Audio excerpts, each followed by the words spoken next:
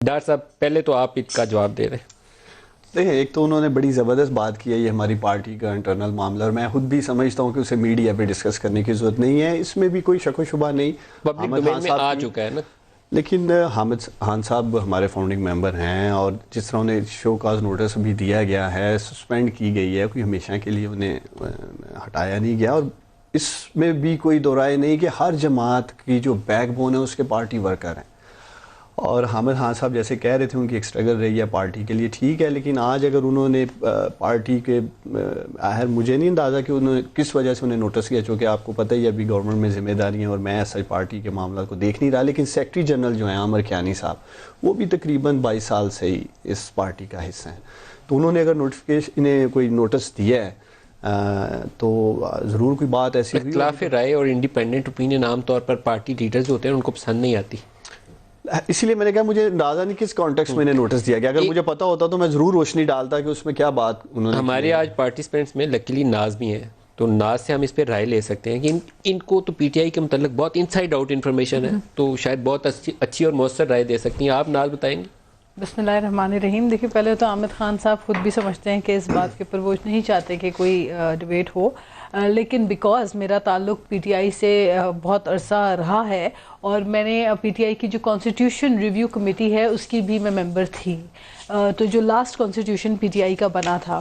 کیا ہوا وجی صاحب کے ساتھ اور اب حامد صاحب کے ساتھ کیا ہو رہا ہے؟ دیکھیں، ہوا یہ تھا کہ 2011 میں کافی سارے لوگ جو ڈفرینٹ پولیٹیکل پارٹی سے تعلق رکھنے والے جو بگ نیمز ہیں وہ سب پی ٹی آئی کی طرف آنا شروع ہوئے.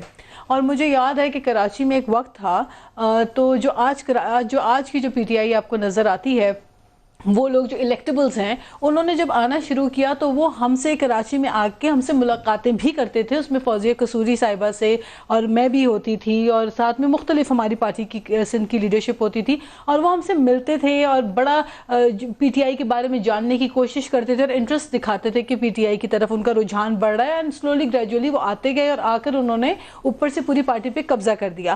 اب قبضہ کر لیا؟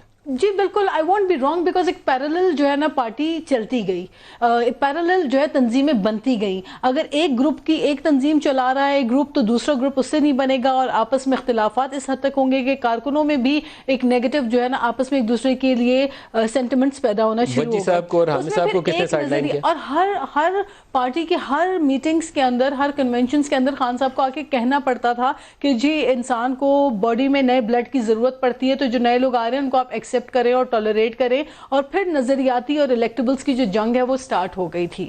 اور انہی کشمکش کے اندر فوزیہ قصوری جیسی فاؤنڈر ممبر جنہوں نے پی ٹی آئی کے لیے بہت محنت کی، اوورسیز پاکستانی میں بہت نام کمایا انہوں نے، اور بہت پارٹی کو گرو کیا، اور ینگ پڑھی لکھی عورتوں کو وہ آگے لے کر آئیں. ان جیسی خواتین کو بھی انٹرا پارٹی الیکشن میں راتوں رات پارٹی سے ان کو دور کر دیا گیا. یعنی کہ مجھے یاد ہے کہ جب ایوان اقبال میں انٹرا پارٹی الیکشن ہوئے 2011 میں، 2013 میں غالباً جب انٹر پارٹی الیکشنز ہوئے، تو اس میں راتوں رات فوزیہ قصوری کو نااہل قرار دے دیا گیا. فوزیہ کا شکوہ حامد خان کے اوپر ہے، وہ عمران خان کے اوپر نہیں ہے. تو جی انہیں کہا کہ ان کی وجہ سے مجھے آؤٹ کیا مجھے گیا. پتا ہے، لیکن دیکھیں بات یہ ہے کہ ان کے ساتھ بھی زیادتی ہوئی تھی، ناانصافی ہوئی تھی، جبکہ وہ سرنڈر کر چکی تھی اپنی نیشنلٹی اس وقت. پھر ان کو کہا گیا کہ جی سینٹ کے الیکشنز ہوں گے تو ہم اس میں آپ کو اکوموڈیٹ کریں گے. پھر کہا گیا جی ہم پھر دوبارہ الیکشنز میں ریزرو سیٹ میں آپ کے نام لے کر آئیں گے ٹاپ پرائیورٹی میں. تو بار بار جو ہے نا کسی کو آپ دیوار سے لگائیں گے تو کچھ لوگ جو ہے وہ ریاکٹ کر کے باہر آ کے بولنا شروع کر دیتے ہیں،